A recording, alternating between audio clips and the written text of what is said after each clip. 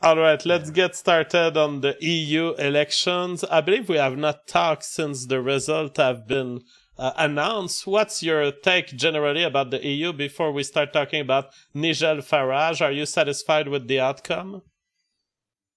With the Brexit party's well, the election as a whole throughout Europe.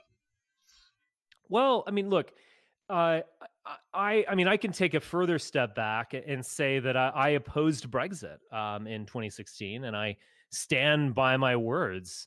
I was one of the only people to oppose Brexit in the alt-right, and one of the few people on the right to oppose it for the right reasons. You oppose Brexit? Oh yeah, absolutely. I took a lot Why? of heat for it. I still oppose. Oh yeah, I remember we talked about the European Union maybe on a stream, and you were like, we want to take the European Union and use it. Exactly. My point about Brexit was that Brexit, Euroscepticism has been around since the 70s, since Britain joined the EU, and it's mostly been a high Tory, Thatcherite, even though Thatcher was pro-EU, Thatcherite capitalism kind of thing. And it, it polled fairly well. It was there, kind of like the Freedom Caucus is there. Not never going to be a dominant ideology or party, but it's there.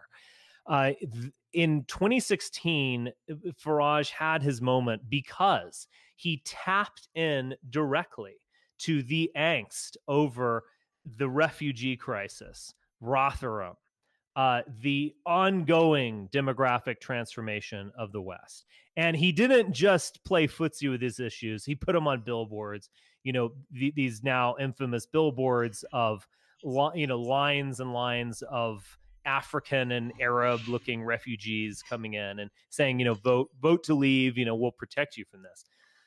The problem is the EU does not have an external immigration policy. The EU has an internal immigration policy, and all of the problems, including the refugee crisis, but also the UK's own demographic transformation, have been created by London and not Brussels.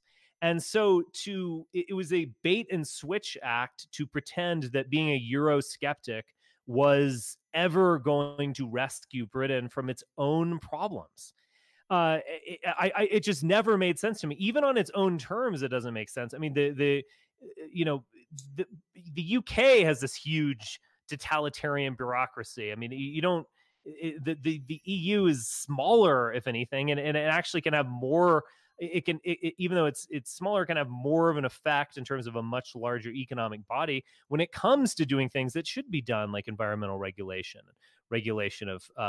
of Silicon Valley, etc. So the whole thing was a bait and switch. The problems created in the UK were created by London and not Brussels. The Brussels' own refugee policy is actually not that bad. Basically, the refugee has to stay in the country of entry, and then he can be dealt with by that country. The refugee crisis of 2015 came about. Yeah, but they don't apply this one. Finland, we had a guest from Finland. He was telling us they don't stop at the first country. The refugee crisis was exacerbated by Germany, which claimed sovereign responsibility for Syrian refugees, and that opened up the floodgates. The EU, afterward, I will grant the kind of connection between Euroscepticism and immigration. I will grant them this. After this crisis occurred and the Brussels was demanding that countries kind of share the burden and we move them around and so on, yes, I can see where there actually is a connection. But the refugee crisis has slowed tremendously since 2016. The Merkel and company recognize what a threat this refugee crisis is to their legitimacy and to the social order, and they have dramatically curtailed it in many ways by paying off African dictators. So the whole thing just struck me as a bait and switch. I like the idea of the EU. If European nations want to be anything other than pawns in the American empire, then they are going to have to unify. You can't just say that a country like Hungary is, a sovereign entity. These countries don't have nuclear weapons. They don't have army. They might not literally have armies. They certainly don't have armies of any significance. If European countries want to take part in the realm of geopolitics, they have to do it as a larger order. And the EU is a step forward to this. Now, is the EU now silly? Is it vacuous? Is it a kind of bureaucracy without an essence, a state without a nation? I would agree with all of those things. But you could say the same things about every single European state. For every one crazy Eurocrat, there's another 10 crazy bureaucrats and national governments that are doing the same things, if not worse. And on the immigration question, they are actually far worse because they can address the immigration question, the external immigration question, in a way that Brussels cannot. Yeah, I mean, this is, I have never, I almost want to vomit. Skeptic. I almost want to vomit, Richard. First, you present this whole refugee crisis, and you're kind of trying to isolate it as a bug. But what happened in there, countries pressuring each other, that's not a bug. It's a feature of the European Union. Essentially, that's how even Sargon of Akkad describes it. He says it's the Fourth Reich. It's giving power to certain countries like Germany so that they can impose their cuckery. No, it's a bad thing. It wouldn't be a bad thing if Germany wasn't cucked. Who else is going to lead? Look, I agree they're cucked, but let's just... Everyone's cucked. It's not like these nations... We don't give the lead to the most cucked. And on top of it, you talk of an army. Why not and you Italy say Italy is also a major power? I think we'd all agree that Italy is less cucked. France, at least, even in terms of the existence of this kind of fascinating populist revolt and real existing substantial right-wing parties, France is less cucked on those terms. But secondly, I'm sorry, guys, but Germans are going to lead the Europe. Get used to it. This is not fair. They're not going to be this decentralized democracy. The big boys are going to rule. Come on. It is what it is. You either basically fracture all of Europe into little statelets that have no power and therefore are going to be someone's bitch. They're going to be a pawn of NATO. They're going to be Russia's bitch or pawn, or whatever you want to say. They could even be China's pawn in the foreseeable future. They certainly aren't now. The only way to get away from that is for there to be a unified hegemonic Europe. And in such a situation, of course, Germans and French and Italian are going to be the big boys. I just don't understand why people find this to be such a problem. But it's a problem. It is. It wouldn't be a problem if they were just leading and then leaving some sovereignty to the other. But they are imposing regimes of monetary control combined with immigration control. They're literally telling you, if you don't take that many refugees, you're not doing your share, and we're going to punish you in some other way. That is a constraint over sovereignty that we should contest. And I want to move on to the point you did about the army. You say if Europe wants to get engaged in geopolitics, they have to form this kind of central system. This central system will be the most cocked army ever. It will be more of a slave to Israel and globalism than even America has been for the last 80 years. This is going to be the most controllable globalist empire ever. Because you seem to be worried about countries being isolated and small, and therefore, yes, sometimes being the bitch of someone else. But the problem with these big armies that are across countries and that form huge globalist type of military capacities is that they are the bitch of people on their inside. It's the people inside these countries that are dangerous. People who have interest with foreign entities, and they will enslave this big army that you want to create, and it won't be for you, and it won't be for me, and it won't be for anyone in the audience. It will be the next bitch of Israel, and even America will pale compared to that. Look, in terms of small nations that whose foreign policy can be directed from Washington, again, that of course happens. Poland is the primary example of this. When Trump went and gave a speech on how Americans love Poland and we love the West or so on, that came after the sale of major weapons system to Poland directed at Russia. I mean, anyone can be manipulated.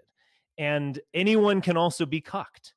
And I'm thinking purely structurally and purely in terms of potential and for the future. If Europe wants to be a player, it has to have these structures. And could there be a counter America in a developed European Union, say 20 years from now? Yes, absolutely. And in terms of being more of a bitch to Israel than the United States, I don't buy that, particularly if France and Germany are leading it.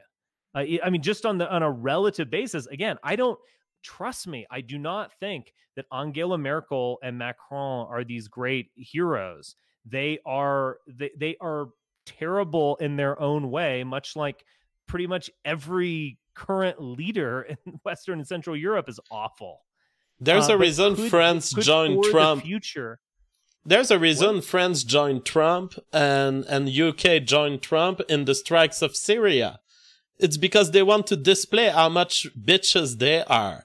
And my problem is the biggest the army that these people control, I mean, include forces and financial, and include funds and human forces, human resources from other countries. It will all still be controlled by the people who control the French military. And it's not French people. Manipulated and controlled. All I am saying, I am not saying that I love the current EU.